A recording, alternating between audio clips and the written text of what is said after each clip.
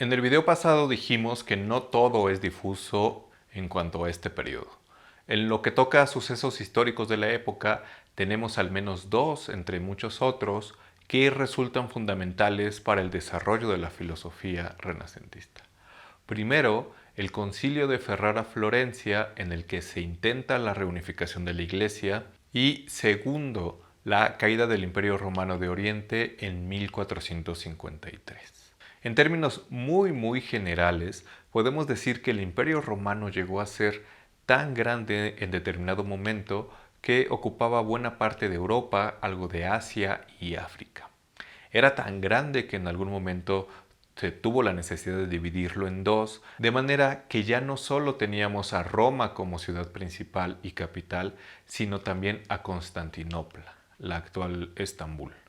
Una vez que el cristianismo fue adoptado como la religión oficial, en la vastedad del imperio se generaron dos iglesias, cada una en cada lado del imperio, la Iglesia Ortodoxa griega y la Iglesia Católica romana, las cuales se llevaban más o menos bien entre ellas. Ahora, en 476 cae el Imperio Romano de Occidente, pero sobrevive el de Oriente, lo cual es muy importante porque muchos de los textos filosóficos que estaban en ese lado del imperio llegaron de alguna manera a Oriente. Y en el siglo XI se da una primera ruptura entre la Iglesia Ortodoxa y la Católica. La segunda será, por supuesto, la que se da en el siglo XVI con la Reforma Protestante. Lo interesante de todo esto es que en el siglo XV hubo un intento de reunificación con el Concilio de Ferrara-Florencia que se celebró entre 1431 y 1445. Gracias a este concilio llegaron a Florencia sabios griegos como Gemistopletón y con ellos los manuscritos de varios textos que permanecieron perdidos en Occidente durante siglos.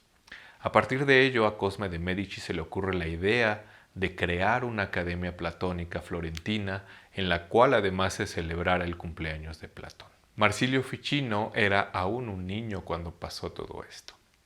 En lo que toca a la caída de Constantinopla en 1453, esta haría que los sabios griegos y los textos llegaran a Occidente, y entre ellos llegó el corpus completo de las obras de Platón.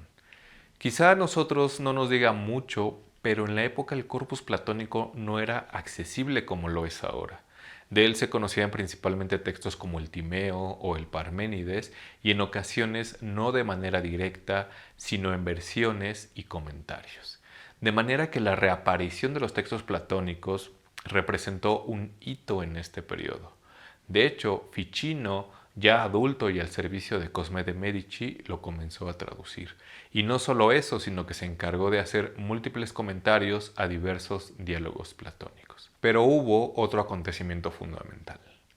Entre esos textos apareció también el Corpus Hermeticum, que igualmente había sido inaccesible a Occidente durante muchos siglos.